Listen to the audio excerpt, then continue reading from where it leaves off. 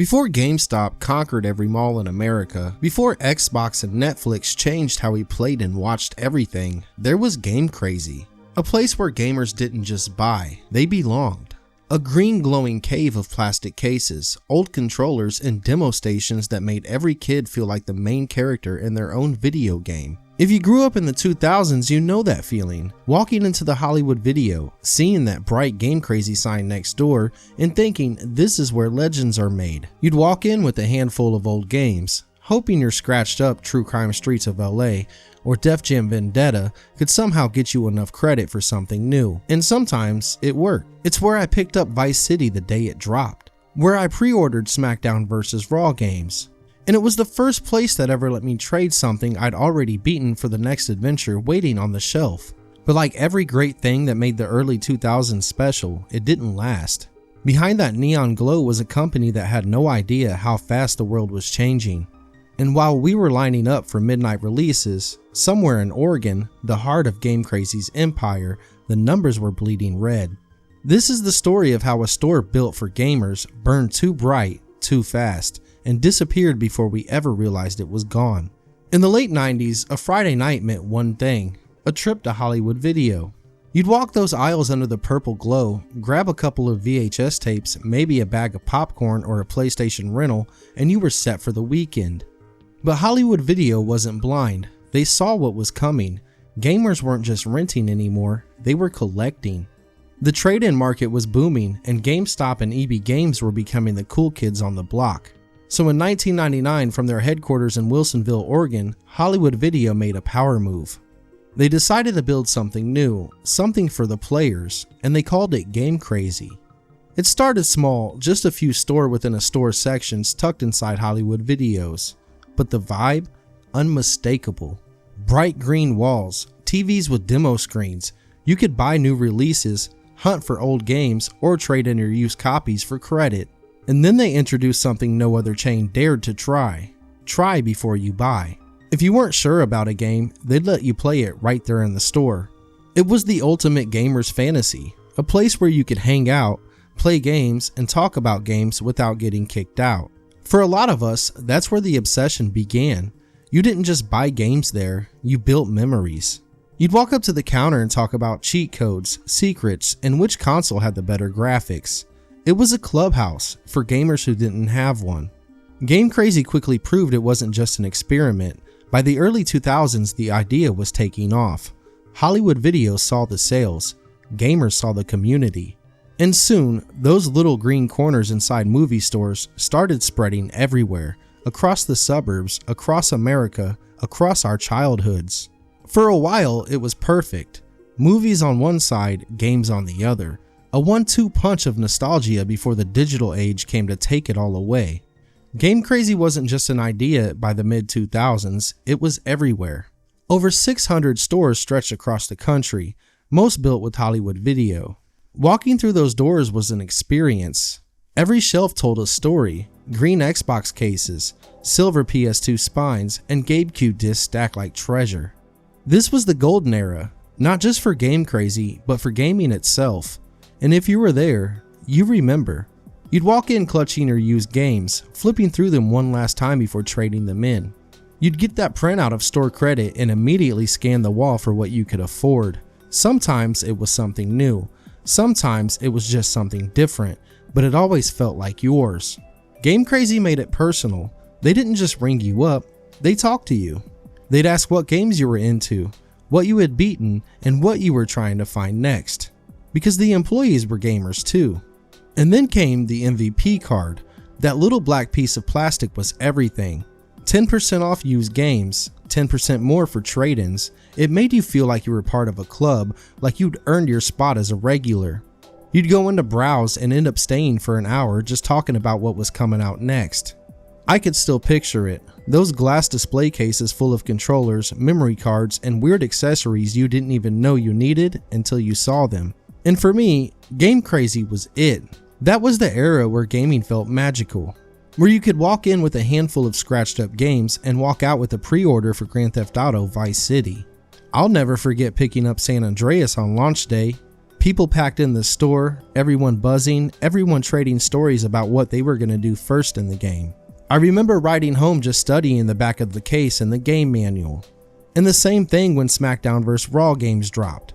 Those nights, that's the stuff you don't forget. Even now, when a song from one of those soundtracks plays, I'm right back there. Standing under the glow of that green sign, bag in hand, knowing I was about to spend the whole weekend gaming. But while we were building memories, something else was building too. Something behind the scenes that no one saw coming. Because just as GameCrazy was hitting its peak, its parent company was running out of time. For a while, it felt like GameCrazy could do no wrong. Every Friday night, the parking lots were full, Hollywood Video was booming, but behind the counter, things were starting to crack. GameCrazy's parent company, Movie Gallery, had taken on over $600 million of debt when it bought Hollywood Video back in 2005. Right when streaming and digital downloads were about to change the world, that one decision would quietly doom them all. At first, nobody noticed, the stores were still busy, games were still selling, and the culture still felt alive. But on the balance sheets, the numbers were bleeding. The video rental side, once the moneymaker, was collapsing under competition from Netflix's DVD by mail service and the rise of Redbox kiosks at every grocery store. Hollywood Video's profits were gone, and without that backbone, GameCrazy's success wasn't enough to save them. By 2007, Movie Gallery filed for Chapter 11 bankruptcy. Their stock dropped below $1, then got delisted from NASDAQ. And those stores we loved, they became ghosts overnight.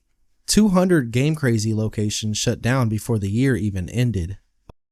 I'd walk into my local GameCrazy and everything looked normal. Same clerks, same demo stations, same walls of PlayStation 2 cases.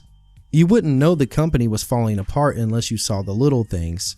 Fewer new releases on the shelf, empty glass cases, or the clerk quietly saying, "We're not taking any trades on that system anymore." There was a sadness building, but also denial. We thought GameCrazy was too good to fail. The place that gave us Tony Hawk's Underground and Need for Speed Underground 2 couldn't just disappear, right?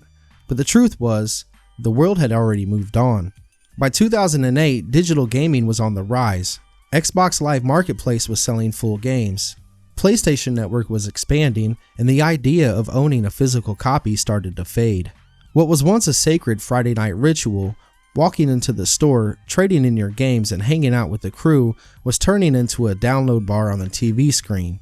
Then came 2009, the year the lights really started to go out.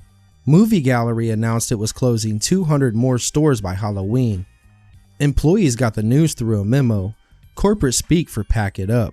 Some locations went quietly, others ran clearance sales with yellow tags hanging from every shelf. But the gamers kept coming, right up until the end. We'd go through every clearance bin hoping to grab one last gem, a memory we could take home.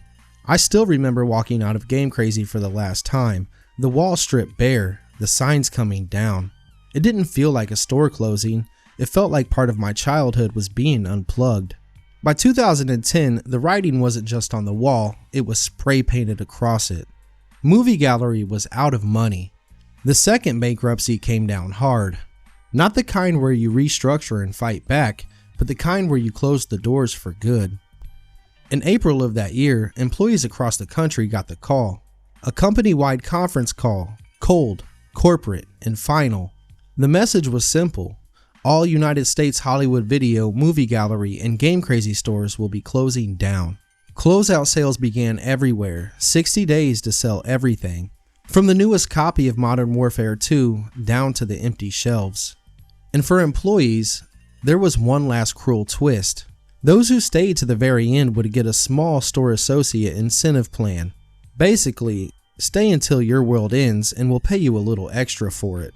Everything was on sale. Games, systems, cables, posters. You could literally buy the fixtures if you wanted to. And even though you were getting good deals, it didn't feel good. It felt wrong. Like you were looting your childhood. When the lights finally went out in May of 2010, it wasn't just the end of a store chain, it was the end of the culture, a time when games were physical, local, and personal.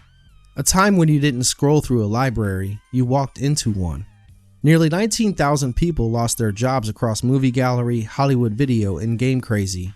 They tried to bring it back later. GameCrazy.com relaunched in 2011 as a news blog, promising a new kind of gaming hub. It even had a social scoring algorithm that ranked popular stories by fire icons, but it wasn't the same. You can't rebuild what was never just about clicks. GameCrazy wasn't about metrics, it was about moments, memories.